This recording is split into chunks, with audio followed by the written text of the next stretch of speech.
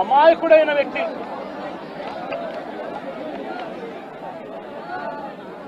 అమాయకుడైన వ్యక్తి. ఈ వ్యక్తి ఒక సాధారణ ఉద్యోగస్తుడు. వైన్ షాప్లో తాను పనిచేసుకుంటూ, సూపర్వైజర్గా తాను పనిచేసుకుంటూ వైన్ షాప్లో తన జీవితం గడుపుతా ఉన్న ఒక సామాన్యమైన వ్యక్తి.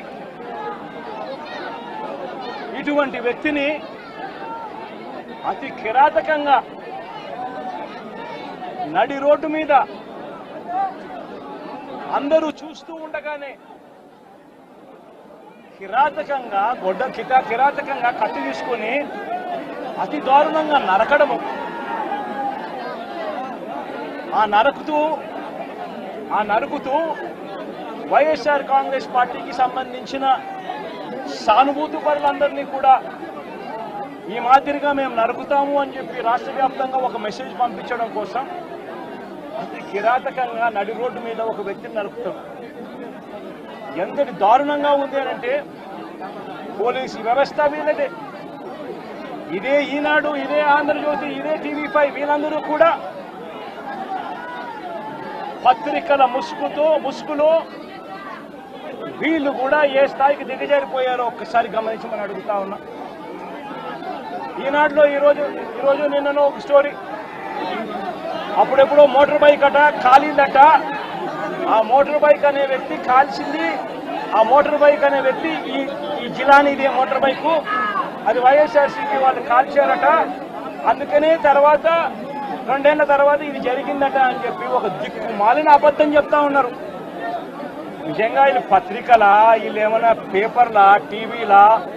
నిజంగా వీళ్ళంతా కూడా సిగ్గుతో తలంచుకోవాలి వీళ్ళు చేస్తా ఉన్న దుష్ప్రచారాలకు, అబద్ధాలకు. ఇలా చూస్తే ఆ మోటార్ బైక్ ఎవరిది అని అంటే, ఆ మోటార్ బైక్ జిలాంది కాదు. ఆ మోటార్ బైక్ ఆసిఫ్ అనే వైఎస్ఆర్సీపీకి సంబంధించిన వ్యక్తిది.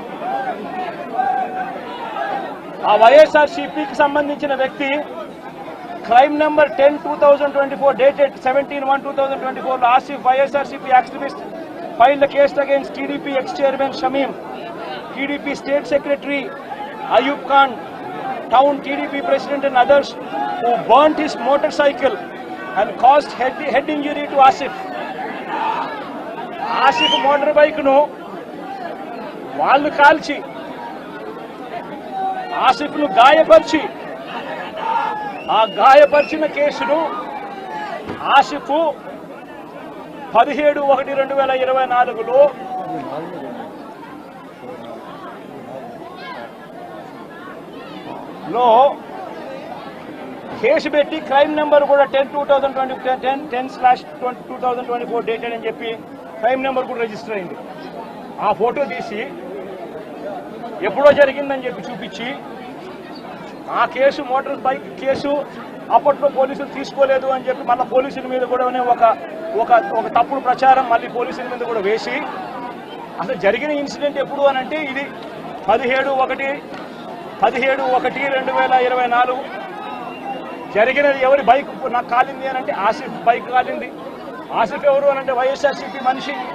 చేసింది ఎవరు అని అంటే తెలుగుదేశం పార్టీకి సంబంధించిన Telugu Desam X chairman Shamim, Telugu Desam state secretary Ayub Khan. వీళ్ళంతా ఎంత దారుణంగా ఫ్యాక్ట్లను ట్విస్ట్ చేసి, ఎస్పీ అనే వ్యక్తి కొత్తగా వస్తాడు, వచ్చిన 3 రోజుల కిందటే ఎస్పీ వస్తాడు. ఎస్పీ వచ్చిన 3వ రోజు హత్య జరుగుతుంది. ఇన్సిడెంట్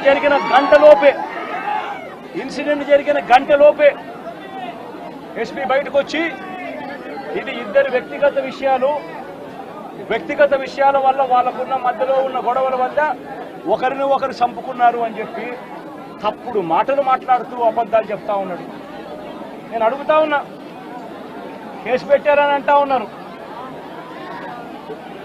కేసు పెట్టామని అంటా ఉన్నారు. నేను అడుగుతా ఉన్నా, మరి కేసు పెట్టినప్పుడు ఈ కేసులో ఉట్టి ఆ జిలాన్ అనే ఒక వ్యక్తి మీదనే కేసు పెట్టి వదిలేయడం ఏమిటి? ఈ ఫోటో ఏమిటి? ఈ ఫోటో కనపడటం లేదా? సాక్షాత్తు స్థానిక ఎమ్మెల్యే భార్యకు కేక్ తినిపిస్తా ఉన్నాడు ఈ చంపిన వ్యక్తి, జిలాన్ అనే వ్యక్తి. అంటే వీళ్ళ మధ్య సంబంధాలు ఎంత బలంగా ఉన్నాయి అని చెప్పడానికి ఎంతకన్నా నిదర్శనాలు కావాలన్నా?